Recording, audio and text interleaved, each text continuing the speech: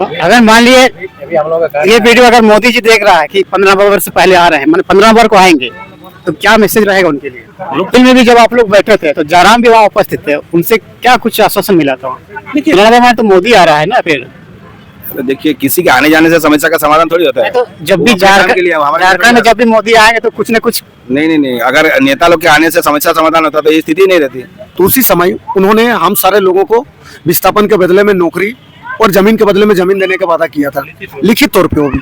लेकिन आज दुर्भाग्य की बात है, समय के साथ राज्य बदल गया, सरकारें भी बदलती रही, समय समय पे नीतियां भी बदलती रही, लेकिन हम विस्थापितों के लिए अभी तक वो नौकरियां, वो नियुक्तियां भी नहीं हुई और जमीन के बदले जमीन भी नहीं मिली। सबसे बड़ा दर्द की बात तो यह है कि हमारे विस्थापित अब हम झारखंड में ही रिफ्यूजी बनने के कगार मारे। हमें गाड़ी का किराया देना पड़ता, भाड़ा देना पड़ता, अगर वोटिंग कोई कराना पड़े तो हमें भी पैसा देकर करना पड़ता। हमारा जमीन पे पानी, हमारा जमीन पे सारा चीजें हो रहा है, लेकिन हमें पैसा देकर शुल्क देकर करना पड़ता है। यह है कहानी, यह है दर्द चांडिल डैम का। अब कहाँ से आए हैं आप लोग? हम लोग आए हुए हैं चांडिल डैम विस्थापित है हम लोग। टाटा चांडिल वाला इंचागढ़ विधानसभा। लेकिन सवाल है कि जब तक समस्याओं का आपको समाधान ना मिले, जब तक आप जनताओं के लिए काम नहीं करेंगे, तो फिर ऐसे विधायक का रहना और नहीं रहना बराबर है।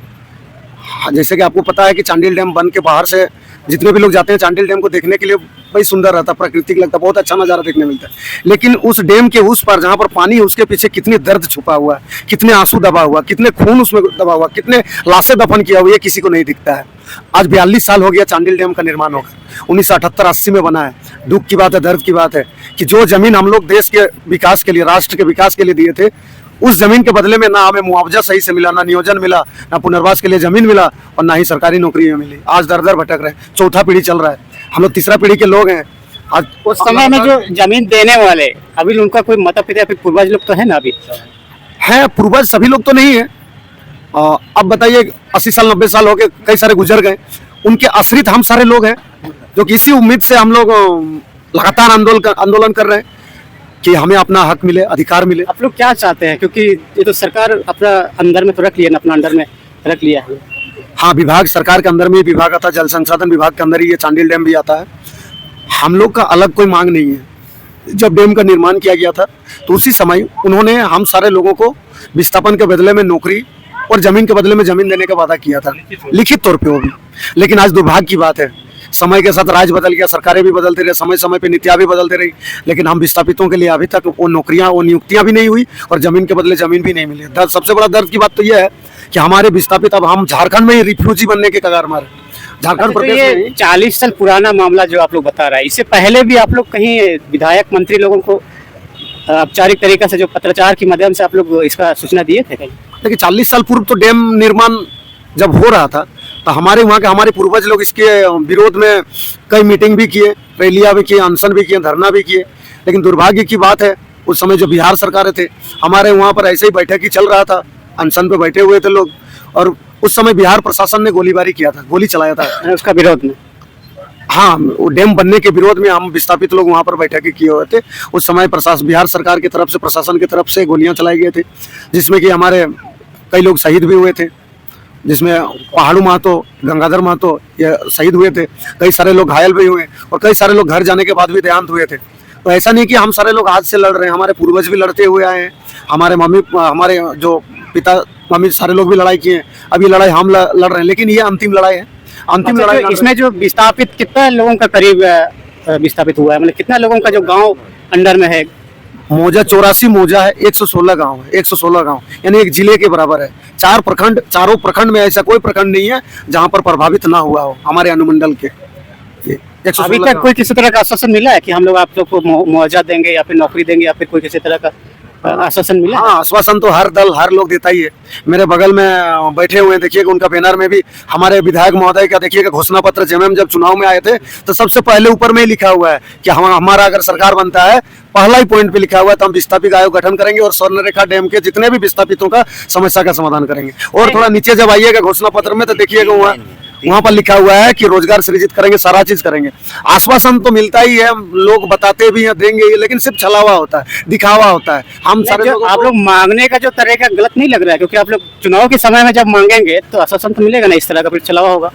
42 साल से मांग रहे हैं, अब दुर्भाग्य है हर 5 साल में तो वोट होगा ही, हर 5 साल में तो वोट होगा ही।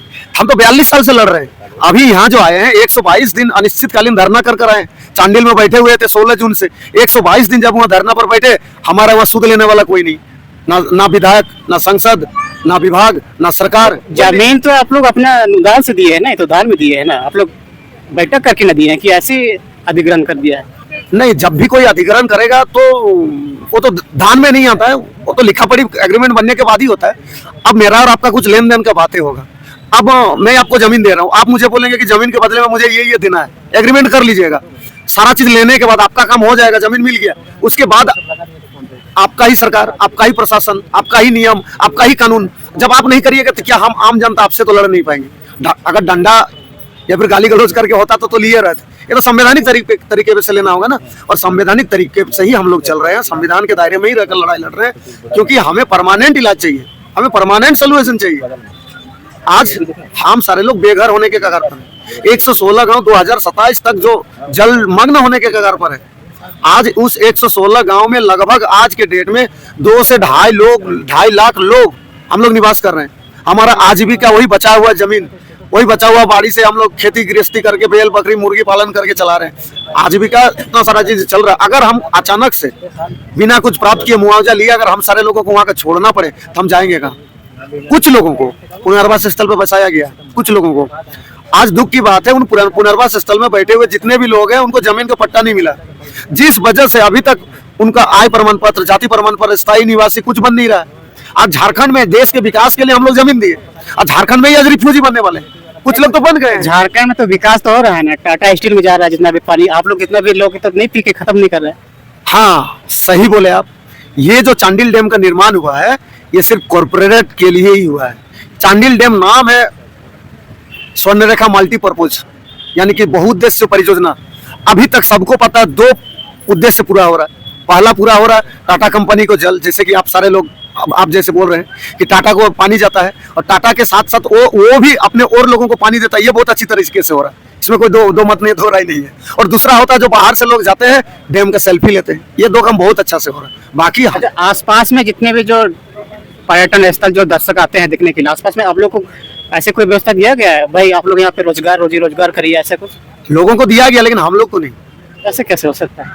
आप ग्राउंड रिपोर्ट करने जाइएगा, पता करिएगा वहां पर जिसका नेता के साथ अच्छा संबंध है या फिर बाहुबली है, वो लोग जमीन को हड़प कर दुकान खोल के रखे हुए हैं। दुख की बात है, दर्द की बात है। हम लोग जब जाते हैं ना तो हमें गाड़ी का किराया देना पड़ता, भाड़ा देना पड़ता। अगर वोटिंग कोई कराना पड़े तो हमें भी पैसा देकर करना पड़ता। हमारा जमीन पे पानी, हमारा जमीन पे सारा चीज हो रहा है, लेकिन हमें पैसा देकर शुल्क देकर करना पड़ता है। ये है कहानी, ये है दर्द चांडिल डैम का। अभी तो आज हम लोग मजबूर है आमरण अनशन करने के लिए। कब तक बैठे रहेंगे आप लोग एकदम पूरा? जब तक शरीर में जान है, गिर के खत्म नहीं हो जाते हैं तब तक, क्योंकि हम लोग निर्जला ये स्ट्राइक कर रहे हैं। ना पानी, ना खाना, ना कुछ नहीं। हम लोग जब 15 नवंबर में तो मोदी आ रहा है हम लोग का झारखंड। मोदी तो आया हुआ ही है, आज कहाँ है मोदी? तो पिछले 10 साल से आया हुआ है। मोदी को भी चिट्ठी दिया हुआ है, उनको भी संज्ञान दिया हुआ है, वो भी तो पहल कर सकते थे।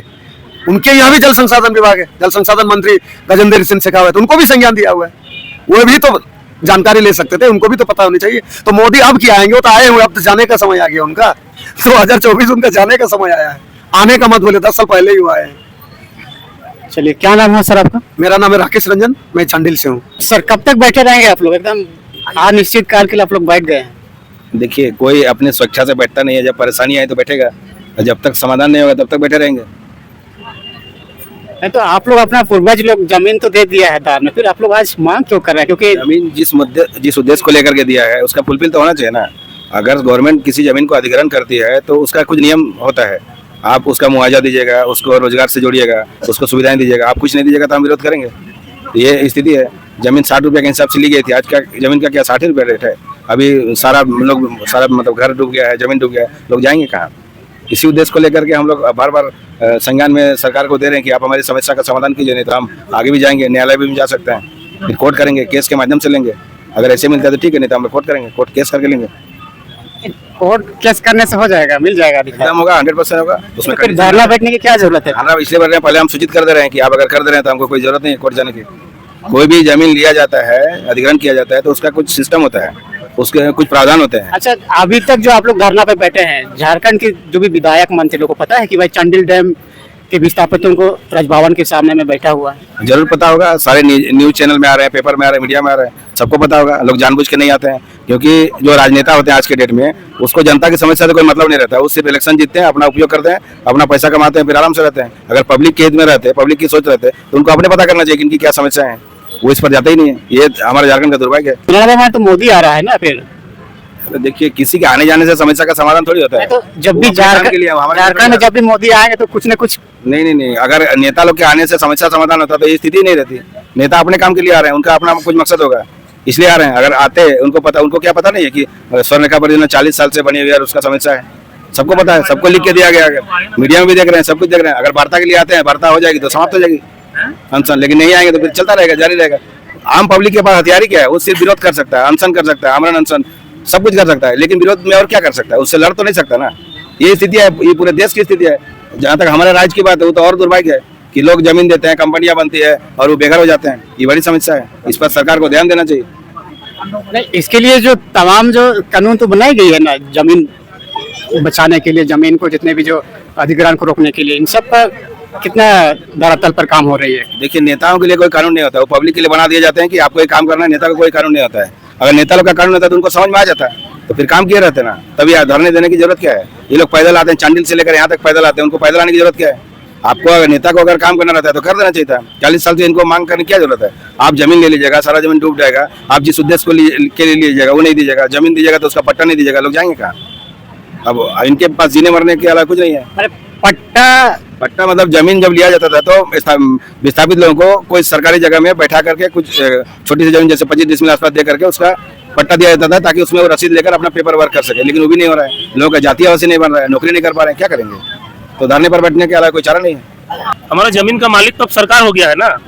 तो दान तो आप लोग दे दिए ना, अपना दान नहीं दिए हैं, दान नहीं होता है। आप अधिग्रहण करते हैं, उस पर नियम आप बनाए। आपने कहा हम ये चीज देंगे, ठीक है। आपने तो कहा कि सभी को नौकरी देंगे, लिखित तौर पर साक्ष्य भी अभी तक उपलब्ध है। जो विस्थापित नीति बना हुआ था तत्कालीन समय में बिहार सरकार के द्वारा, वो नीति में स्पष्ट लिखा हुआ है कि ये जो क्या क्या हम देंगे, घर देंगे, आवास देंगे, आप लोग को दूसरे जगह पे ले जाकर पे समुचित व्यवस्था दे करके आप लोग को बैठाएंगे, क्योंकि इस पर हमको डैम का निर्माण करना है। आपने जमीन ले लिया, वो तो सरकार का हो गया जमीन। खैर, अभी भी बहुत सारे हम लोग जो बैठे हुए हैं वो तो नीतिगत नहीं है, कभी भी आप हटा सकते हैं, क्योंकि जमीन आपका हो चुका है। दूसरी चीज है कि जमीन आपका हो चुका है, आपने जो वादा किया तो वो आपने पूरा नहीं किया, हमने तो जमीन आपको दे दिया। अच्छा, एक चांडिल में भी जब आप लोग बैठे थे तो जयराम भी वहाँ उपस्थित थे, उनसे क्या कुछ आश्वासन मिला था? देखिए, सभी कोई आते हैं और किसी को आने के लिए मनाही नहीं है, और सबको ही आश्वासन देते हैं, लड़ते हैं, और जितने इस आंदोलन में शरीक होंगे, नेता हो चाहे कोई भी हो, उतने अच्छा है हम लोग के लिए। हम लोग को बातों को रखे, सरकार के तक पहुंचाए, और सरकार तक पहुंचाने का प्रयास वो भी किए हैं। और हम भी चाहते हैं कि और वो आए एक दो बार। सामने हम लोग का राजभवन है, राजभवन से हम लोग भी चाहते हैं कि राज्यपाल भी हम लोग से मिले। मोदी जी जैसे आप बोल रहे हैं 15 नवंबर को आ रहे हैं, हम लोग चाहे कि हम लोग आह्वान करते हैं कि भाई कल आ जाए, या तो फिर 15 नवंबर को जब झारखंड आ ही रहे इस धरती पर, बिरसा की धरती पर, तो एक बार विस्थापितों का दर्द को समझा, चांडिल डैम के विस्थापितों के दर्द को समझा जाए, देखा जाए सामने से इनका क्या दर्द है। अगर मान लिए ये वीडियो अगर मोदी जी देख रहा है कि 15 वर्ष पहले आ रहे हैं, मतलब 15 नवंबर को आएंगे, तो क्या मैसेज रहेगा उनके लिए? हम लोग तो यही आह्वान करेंगे कि विस्थापित नीति जो है उसको एक बार खंगाला जाए कि सरकार, तत्कालीन सरकार क्या वादा की थी, और अभी हम लोग का जो घर से लोग बेघर हो रहे हैं, वहाँ पर लोग मर रहे हैं, जलमग्न हो जाते हैं, बरसात के दिनों में डुबा दिया जाता है, रेडियल गेट को खोला नहीं जाता है, जब लोग मरते हैं, घर डूबता है, तब जाकर के पानी छोड़ा जाता है। तो ये सब परिस्थिति आखिर कब तक हम लोग जिएंगे, कब तक रहेंगे? हम लोग को स्थायी समाधान दिया जाए। 5% लोगों को सरकारी नौकरी आखिर किस आधार पर आपने नियोजित किया? 95% लोगों को नौकरी आपने क्यों नहीं दिया? क्यों 95-90% आपका दुश्मन है? आपने 5% लोगों को नौकरी क्यों दिया? 1100 लोगों को नौकरी सिर्फ क्यों दिया, जबकि आपका उस तत्कालीन समय में 19,000-20,000 परिवार विस्थापित हुए थे। सबको देने का नौकरी के बदले चंद, अभी तक एक को भी नहीं मिला है, जितने भी विस्थापित को सिर्फ 5% लोगों को मिला है, 8% लोगों को मिला है। जो भी मिला है ना, उन लोगों को अभी केवल उन लोगों का सेटिंग गिटिंग के लिए ही दिया गया है ना। अब वो लोग क्या काम कर रहे हैं? अभी लोगों को शोषण कर रहे हैं, वो एजेंट बन गया है। वो अलग चीज है, देखिए कुल मिला के मोदी जी, जैसे आपने कहा, देश के प्रधानमंत्री का एक रिकॉर्ड रहा है कि जहाँ जाते हैं ना पहले से रिसर्च करते हैं।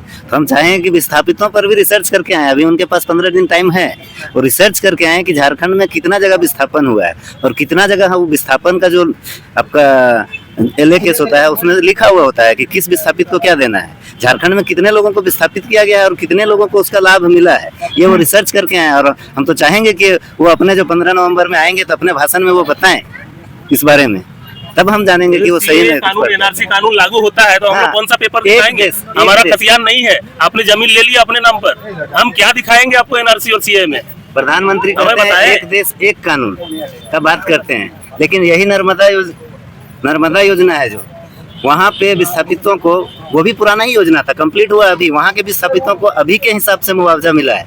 जब झारखंड में ये बारी आ रही है तो किसी को नहीं, आपको एक नहीं कई एक आपको विस्थापन वाले जगह मिल जाएंगे। आपको सिर्फ ये चांडिल डैम नहीं है, जितने भी डैम बने हैं सारे विस्थापितों का ये हाल है। हम कोनार डैम से विस्थापित हम चलिए, ये था चांडिल डैम के विस्थापन की दर्द हम आप सबको सजा करने की प्रयास किए हैं। हमारा प्रयास आप सबको कैसे लगी कमेंट सेक्शन के माध्यम से आप जरूर बताइएगा, और जितने भी जो ये विस्थापितों की मदद के लिए आप अपने अपने ग्रुप में शेयर करना बिल्कुल मत भूलिएगा।